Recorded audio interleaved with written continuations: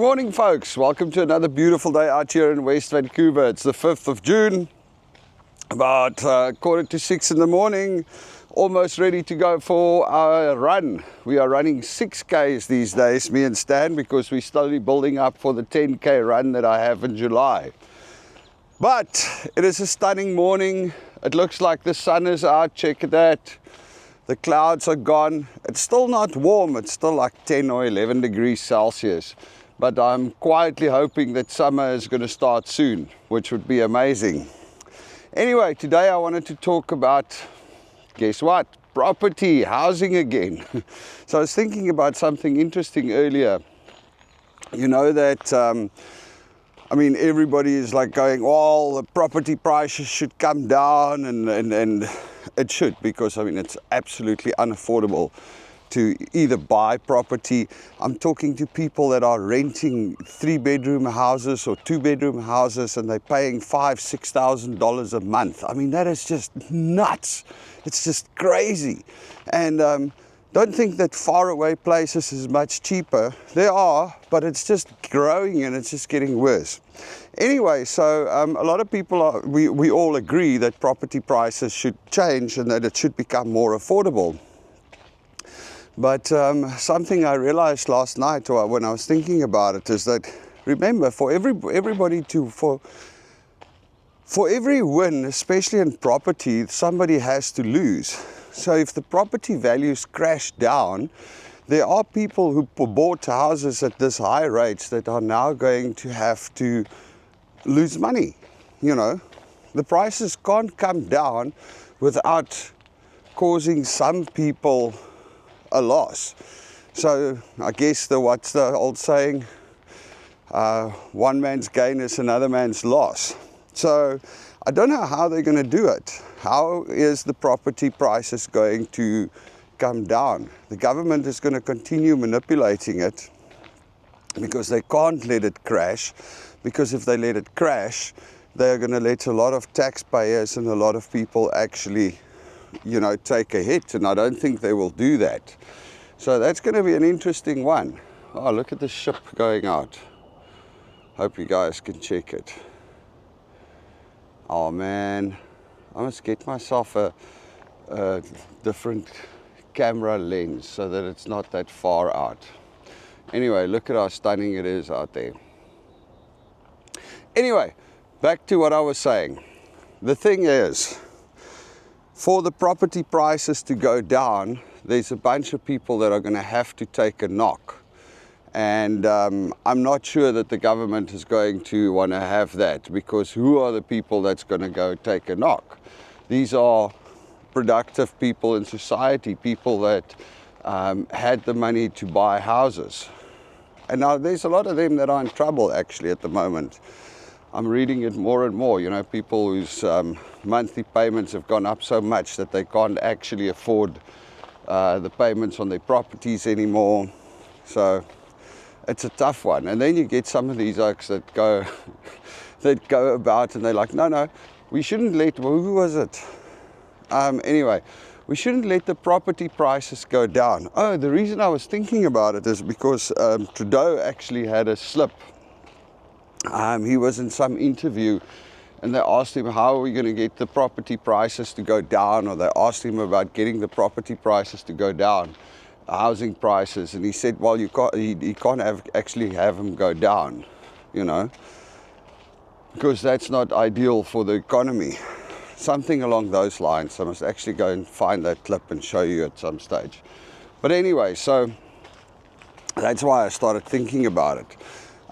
The problem though is that, and then what I wanted to say is, so then I find this other guy that said, they shouldn't let the property prices shouldn't come down.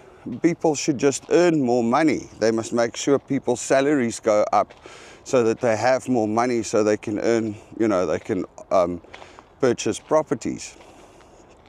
Now, that sounds like a really good solution, except it's stupid. Because the same thing, if you give people more money, the only thing that happens is that you devalue the actual money. So the guy who's bought his property for $1 million, his property is now still worth $1 million, or for $2 million, his property is still worth $2 million, except that $2 million are not worth $2 million anymore, because if everybody gets extra money or free money, the value of the money diminishes. That's just the way life works. Everything else becomes more expensive. So yes, your property is still worth $2 million, but it's not worth 400,000 McDonald's burgers anymore. It's now only worth 200,000 McDonald's burgers. So an interesting problem that they have. I'm not sure how they're going to solve it. The reality is, whichever way you look at it, for some people to win, some people must lose. Of course, my buddy Stan thinks that what's going to happen is at some stage the government is going to do like the Bolsheviks and just like confiscate everybody's properties and expropriate it and take everybody's properties and go, hey, there's not enough housing, people need places to stay, so you own this nice big house, we're going to have another family move in with you and everything now belongs to the state.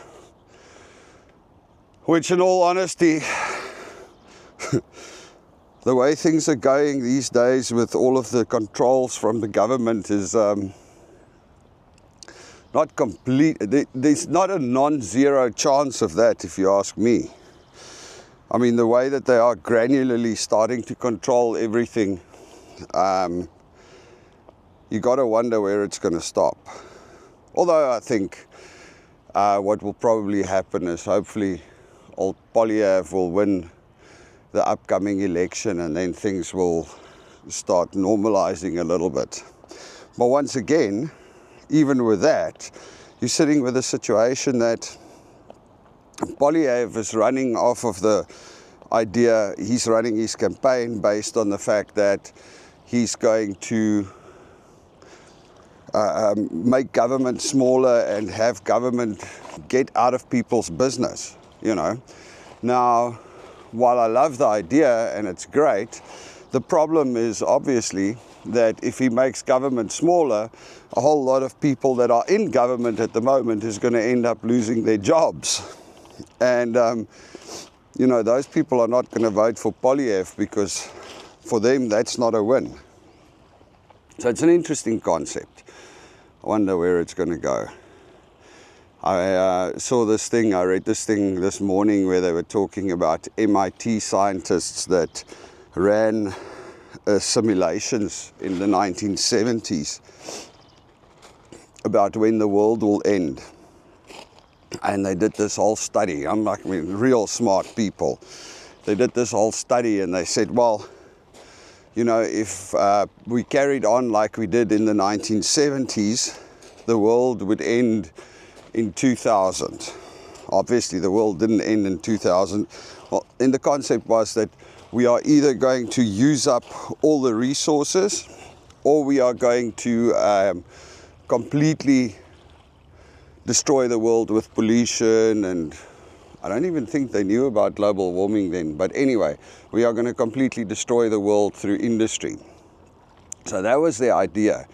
And then they said it was going to happen in 2000, but they actually adjusted it a couple of years later and said it will happen by 2040. And here comes the kicker.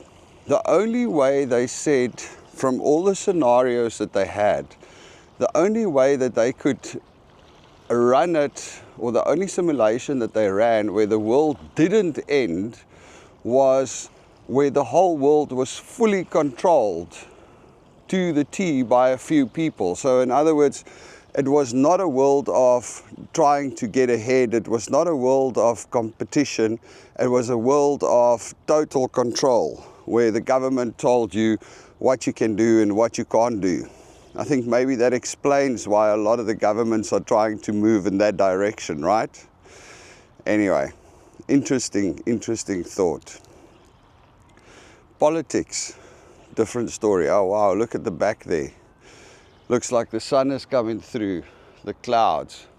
There was an enormous rainstorm that went through over the last few days. It was extremely wet out since Sunday, so Monday and Tuesday, but it looks like that's clearing up today. And we will have summer. It's one thing about Canada. Summer is definitely not long. I mean, in South Africa, when it's spring, it's already nice and warm. Here, spring is still 11 degrees Celsius. Although I gotta say, I'm acclimatizing. I mean, I'm like walking around with my t-shirts and my shorts. Makes a difference. All right, folks, I need to go get ready for my run. We are doing 6Ks now, me and Stan. We did a 6K on Monday. Now it's Wednesday, we're going to do another 6K. And then, I suppose in a couple of weeks we'll bump it up to 7.